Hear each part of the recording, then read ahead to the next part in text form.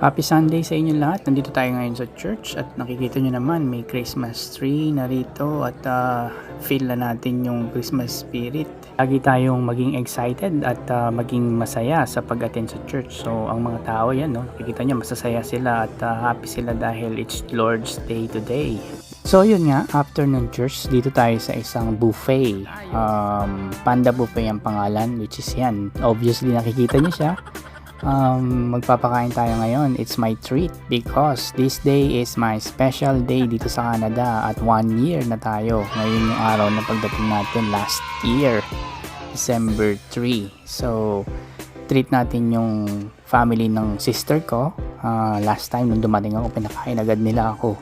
And this time, it's my treat. So, ngayon, tayo naman na magtitreat sa kanila since sumusweldo na tayo, kumikita na tayo dito. So, it's returning the favor to them. Ito yung table namin ngayon. So, malapit kami sa pagkain. So, mamaya makikita natin lahat ng mga pagkain dito. So, ito, it's like an Asian cuisine kasi ito eh. So, dito makikita nyo may mga vegetable, may mga broccoli, may mga ribs dyan. So, marami yan. Matatamis din yung mga pagkain na yan eh. Pero, syempre, masarap din. So, dito naman sa side na to, may mga spring roll, may mga fried chicken. Basta sa side na to, mga fried, mga pinirito. Dito naman, sa side na to, yan, may mga, ano ba tawag dyan? Mga panghimagas at kung ano-ano pa. May mga dumplings at scallops and crab stick. Yan. Dito sa side na to, may mga fruits at kung ano-ano pa. Yan. Pagkatapos ka na kumain, panghimagas. So dito, yung part na to, pwede kang mag-create ng salad mo, mag-assemble ka dyan, lagyan mo ng mga kung ano-anong ingredients. So ito pala yung una kong plate.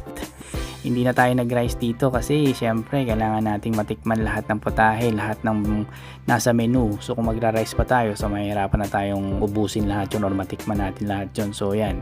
So kung kulang pa yung food mo, pwede kang bumalik kasi all you can eat ito eh. So ito yung pangalawang plate ko, may shrimp, may fried chicken, may vegetable ako dyan. So matapos nga kami rito sa all you can eat, pasyal kami rito sa mall na ito. Ito yung mall na ang tawag nila ay Micmac Mall. So minsan lang kami mapunta dito kapag kami nagkaayaan. So dito nagkaayaan kami kasi gusto namin makita yung isang malaking Christmas tree dito.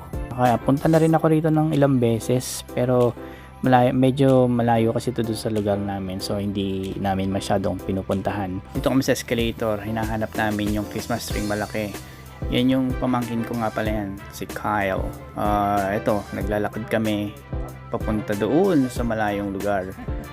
Malaki rin tong mall na to. Hindi naman namin masyadong inikot kasi yun lang naman ang pakay namin, hanapin yung Christmas tree na sinasabi nga nila.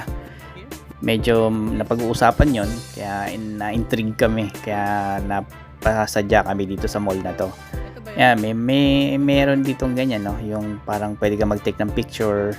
Maganda dyan kapag nandiyan ka sa loob, parang nandun ka sa actual scenery. So okay ang ginawa nilang yan para sa mga taong gusto magpa-picture.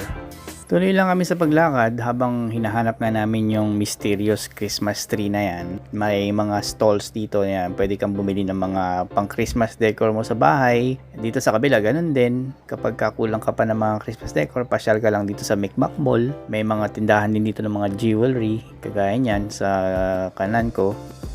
So yun nga, napag-uusapan yung Christmas tree na yan. At hindi ko nga alam kung anong meron doon. At nai-intriga nga kami bakit nga pinag-uusapan yon. So mukhang dito sa part na to, yun, may nakikita ako mataas na Christmas tree at mukhang yun na nga yata. So yan nga, at meron siyang hat sa taas. Imbis na star ang nakalagay, hat ang nakalagay sa taas eh, no. Yung pamangkin ko tumatakbo po. So yan, bababa tayo dito sa escalator. Makikita nyo dito sa gilid, yan yung Christmas tree na pag-uusapan. At bakit kaya? Mukha naman normal lang at saka mukha lang okay na Christmas tree. Matataas pa nga yung Christmas tree sa Pilipinas eh. Pero kita nyo, may nakikita akong kakaiba. Meron siyang malaking mukha na naka-attach sa Christmas tree. Yung mata at bibig ay gumagalaw, kumukurap at bumubukas ang bibig, kaya pala weird at pinag-uusapan. Nakapila pa yung mga tao para magpa-picture, pero kami siguro dito na lang kami sa gilid kasi hindi naman namin kailangan lumapit pa doon, kita naman from here itabi yung bibig tsaka mata. Meron niyang sound din na lumalabas at ang creepy. Pero okay siya. Agaw attention. Bayo ko pala yan, no? Papapicture din. Bihira lang yung mapapicture kaya pinagbigyan na.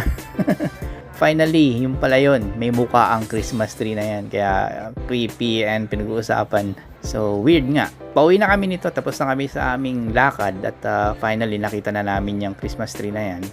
Bababa na kami. So, para sa mga nanonood, pa-support naman po. Please subscribe or like to my page. May mga isi-share pa po ako sa inyo.